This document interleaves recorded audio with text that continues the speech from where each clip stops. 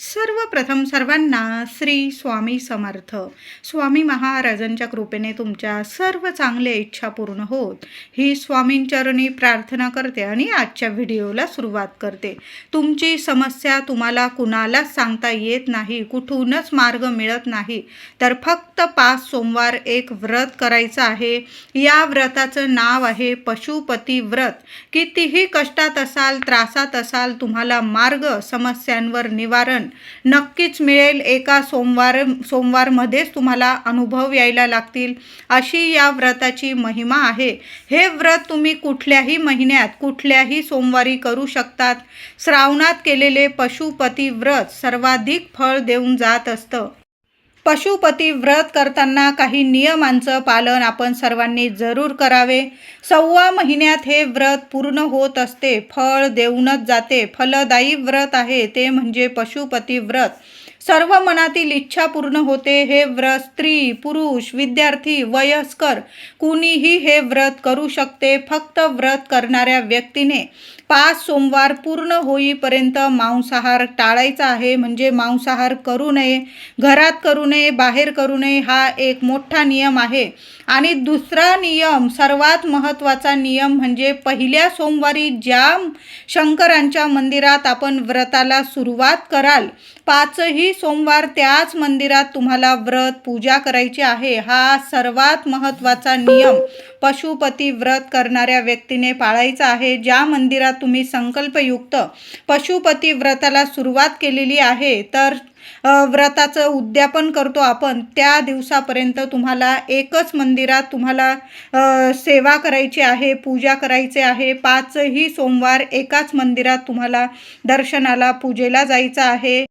महिला व्रत करत असाल आणि एखादा सोमवार मासिक धर्मात आलाच, तर त्या सोमवारी पूजा व्रत करू नये. पुढील सोमवारी व्रत पूजा करायची आहे नित्य नियमाने. पशुपती व्रत करताना सोमवारी दोन्ही वेळी मंदिरात जाऊन शंकरांची, शिवपिंडीची पूजा करायची आहे. सकाळी आणि संध्याकाळी व्रत करणाऱ्या व्यक्तीने 5ही सोमवार सकाळी लवकर उठावे. आंघोळीनंतर घरातील देवांची प्रथम पूजा करून घ्यायची आहे आणि लगेच एक ताट तयार करायचं आहे. शंकरांच्या पूजेसाठी तयार ताट करून घ्यायचं नीट. शंकरांच्या पूजेच्या वस्तू त्या ताटात नीट घेऊन घ्यायच्या आहे आठवणीने. त्यात पंचामृत घ्यायचं आहे, दूध घ्यायचं आहे, पाणी घ्यायचं आहे. आता पंचामृत नसेल तर तुम्ही दूध आणि पाणी घेऊ शकता. चंदन, भस्म, बेल, फूल, धूप, कापूर या सर्व वस्तू ताटात नीट घ्यायच्या आहे. मंदिरात जाताना चप्पल घालू नये. दोन्ही वेळेला चप्पल न घालता आपल्याला मंदिरात जायचं आहे. स्वच्छ धुतलेले कपडे नेसून मग आपण मंदिरात जायचं आहे. महिलांनी 4 दिवसात घातलेले वस्त्र चुकून सुद्धा पशुपती व्रत करताना, पूजा करताना हे वस्त्र असं नेसू नका. स्वच्छ धुतलेलं वस्त्र नेसून आपण असे स्वच्छ कपडे घालून, आपण हलक्या रंगाचे किंवा पांढऱ्या रंगाचे तुम्ही कपडे नेसून, परिधान करून मंदिरात जायचं आहे. मंदिरात जाताना शांत मनाने नक्कीच जा. म्हणजे कुणाची निंदा नालस्ती करत असाल तर मग व्रत करायला काहीच अर्थ नाही. कुणाबद्दलच कुठलेच विचार करू नका. शांत मनाने आपला देव आणि आपण फक्त, बाकी तिसरं कुणीच नाही, अशा मनाने आपल्याला, स्वच्छ निर्मळ मनाने आपल्याला पशुपती व्रत करायचं आहे आणि मंदिरात जाऊन सेवा करायची. 5 सोमवार उपवास करायचा आहे. सकाळी शंकरांचे पूजन करावे. मंदिरात जाऊन शिवपिंडीवर पंचामृताने, दुधाने, पाण्याने अभिषेक करावा. चंदन, भस्म अर्पण करा. बेल, पांढरी फुलं, बेलाचे फळ, धोत्र्याचे फळ, फुलं अर्पण करावे. साखरेचा, फळांचा, दूध साखरेचा असा नैवेद्य दाखवायचा आहे. सकाळी कापुराने देवांना ओवाळायचं आहे. विधिवत पूजा करायची आहे. तुमच्या मनातील इच्छा, समस्या शिवशंकरांना सांगायची आहे. पहिल्या सोमवारी संकल्प करावा. हातात थोडं पळीभर पाणी घ्या, बेल फूल त्यात ठेवा, थोडे अक्षता ठेवा आणि तुम्ही बोलून घ्या, ती तुमची काय समस्या आहे महादेवांना. तसं तर देवांना माहीत असतं, पण आपलं मन कोणाकडं हलकं करावं. आपण पशुपती व्रत करत आहोत, जगातलं सर्वात श्रेष्ठ व्रत करत आहात. संकल्प जरूर करून घ्या पहिल्या सोमवारी मंदिरात जाऊन, आणि ते पाणी आणि बेल शिवपिंडीवर अर्पण करावं. आणि मग दुधाने पंचामृताने अभिषेक करून बेल, फूल, चंदन, भस्म विधिवत पूजा करायची आहे. पहिल्या सोमवारी संकल्प जरूर करून घ्या. संकल्प केल्यानंतर शिवशंकरांना तुमची इच्छा समस्या सांगून द्यायची आहे. मनोभावे 5 सोमवार पशुपती व्रत करत आहात. भक्तीने श्रद्धेने मंदिरात बोलून घ्यायचं आहे तुम्हाला. देवांना नमस्कार करा मनोभावे, आणि मग घरी यायचं आहे. शंकरांच्या शिवपिंडीची पूजेसाठी जे ताट तुम्ही मंदिरात घेऊन गेला होता, ते ताट नीट घरी आल्यानंतर झाकून घरात नीट ठेवून द्यायचं आहे. ते ताट लगेच धुण्याची चूक करू नका. संध्याकाळी प्रदोष वेळी पुन्हा तेच ताट पूजेसाठी तयार करून घ्यायचं आहे. अभिषेक करण्यासाठी स्वच्छ दूध घ्यायचं आहे. दूध कधी पण गरम दूध घेऊ नका. थंड पाणी, थंड दूधच आपण देवांना अर्पण करायचं आहे. पाणी घ्यायचं आहे. बेल, फूल आणि महत्त्वाची वस्तू म्हणजे 6 दिवे. तुम्ही तुपाचे दिवे 6 तयार करून घ्यायचे आहे तुम्हाला. तुम्ही मातीच्या पंती वापरू शकता किंवा कणकेचे, गव्हाच्या कणकेचे, मीठ हळद न टाकता साधी कणिक मळून घ्यायची आहे तुम्हाला. आणि 6 एकमुखी 6 दिवे तुम्हाला बनवून घ्यायचे आहे. कणकेचे दिवे घ्या किंवा मातीच्या पंत्या. 6 दिवे दर सोमवारी तुम्हाला 6 दिवे लागणार आहे. 6 दिवे ताटात नीट करून घ्यायचे. बेल, फूल, दूध, पाणी, सर्व पूजेच्या वस्तू नीट पुन्हा संध्याकाळी ताटात प्रदोष काळात ठेवून घ्याव्या. 6 दिवे तुपाचे तयार करून घ्यावे. आणि गोड शिरा, प्रसादाचा नैवेद्य शिरा ताटात घेऊन मग पुन्हा मंदिरात जायचं आहे. तुम्ही आंघोळ करत असाल पुन्हा तर आंघोळ करून घ्या पुन्हा, नाही तर थोडंसं गोमूत्र शिंपडून घ्या. हातपाय स्वच्छ धुवा. स्वच्छ वस्त्र नेसून पुन्हा तुम्हाला संध्याकाळी प्रदोष काळात तेच ताट नीट तयार करून मंदिरात जायचं आहे. शिवशंकरांच्या शिवपिंडीवर अभिषेक करून बेल, फूल, चंदन, भस्म पूजा करायची आहे विधिवत. आणि गोड शिऱ्याच्या प्रसादाचे तुम्हाला 3 भाग तयार करून घ्यायचे आहे. म्हणून बरोबर जाताना 2-3 कागद बरोबर घेऊन जा, किंवा तुमच्याकडं पत्रावळीचे बाऊल असतील ते बरोबर घेऊन जा. आणि त्या गोड प्रसादाचे 3 समप्रमाणात 3 भाग करून घ्यायचे आहे. गोड प्रसादाचे 3 भाग शिवशंकरांसमोरच करावे, नैवेद्य दाखवावा.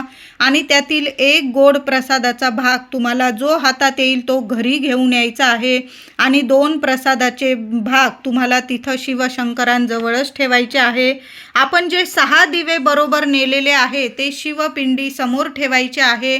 त्यातील तुम्हाला 5 दिवे देवांसमोर प्रज्वलित करायचे आहे. तुमच्या मनातील इच्छा बोला आणि 6 दिवे आधी देवांसमोर ठेवा. त्यातील 5 दिवे देवांसमोर तुम्हाला तुमच्या मनातील इच्छा, मनोकामना बोलून प्रज्वलित करायचा आहे.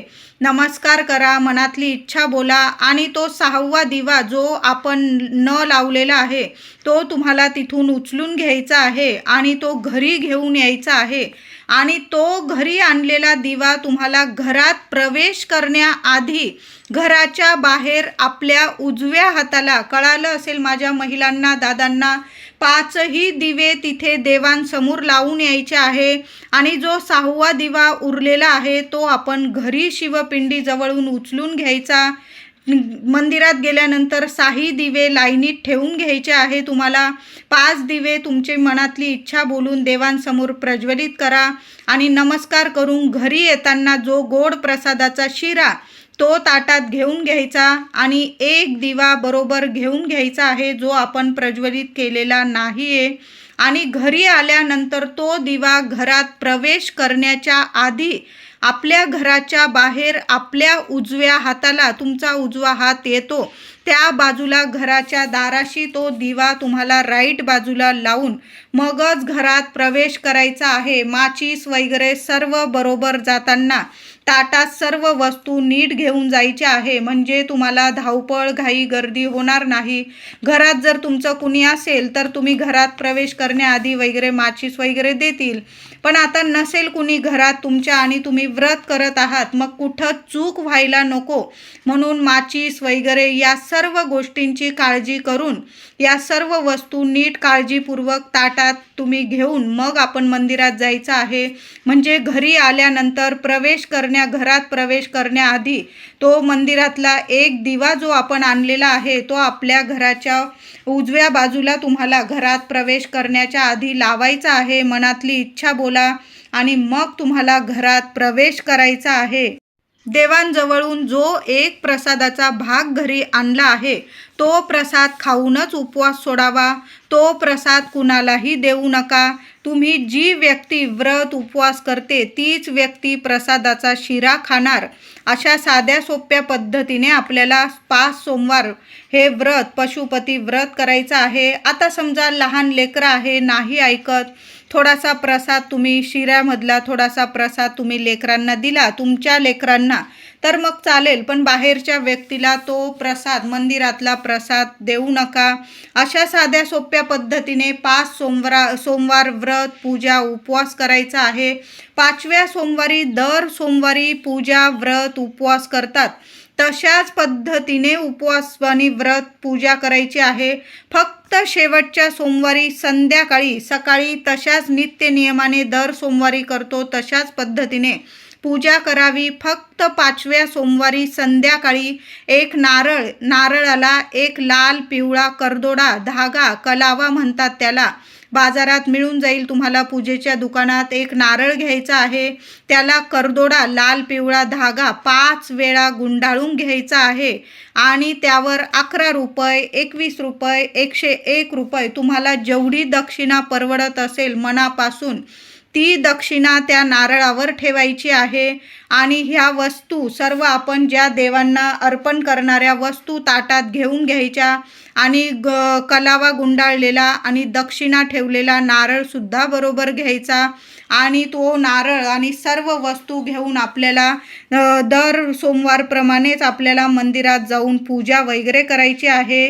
व्रताच्या शेवटच्या सोमवारी व्रताच्या उद्यापनात एक नारळ दक्षिणा शिवपिंडी समोर ठेवावी. बोलून घ्यावे, मी 5 सोमवार देवा पशुपती व्रत पूजा उपवास मनोभावे करण्याचा प्रयत्न केला आहे. आज तुम्हाला हे एक श्रीफळ अर्पण करून पशुपती व्रताचे उद्यापन करत आहे असं बोलून जसं दर सोमवारी पूजा करतो तसंच पूजा करायची आहे. गोडाचा प्रसाद 1 भाग घरी आणावा, 2 भाग देवांजवळ ठेवा. 6व्या दिव्यापैकी 1 दिवा घरी आणायचा आहे. 5 देवांसमोर दिवे लावून घ्या आणि 6वा घरी घेऊन या. 1 गोड प्रसादाचा शिरा घरी आणायचा आहे, 2 देवांजवळ ठेवा.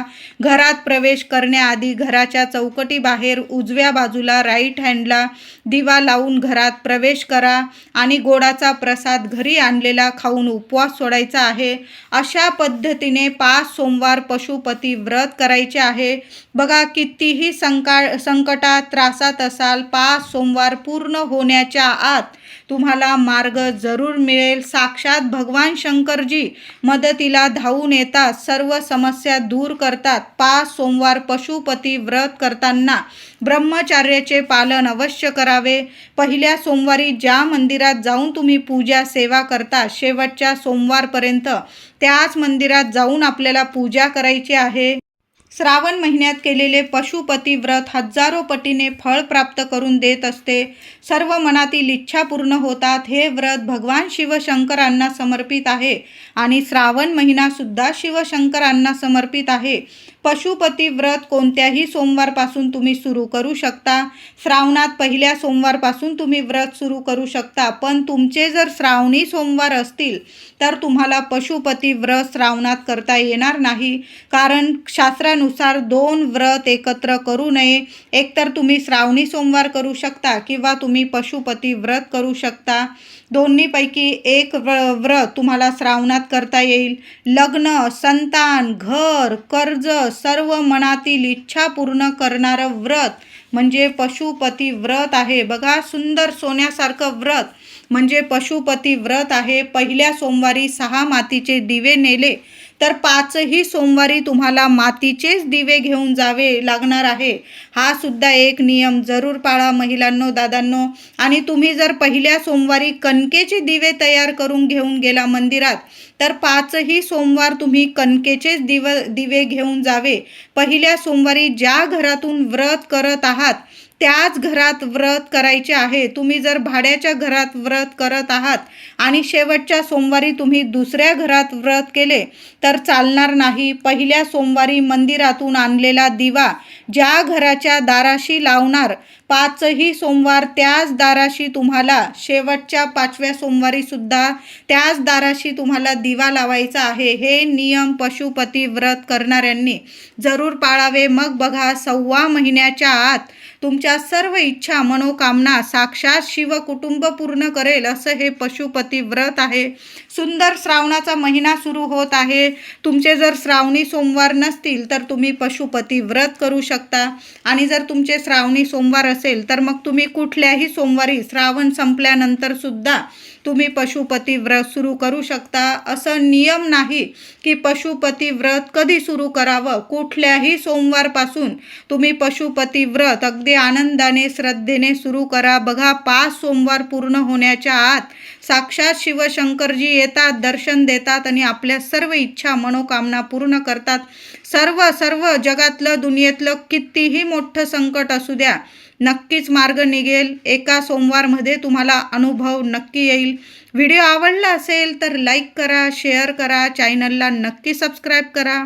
धन्यवाद.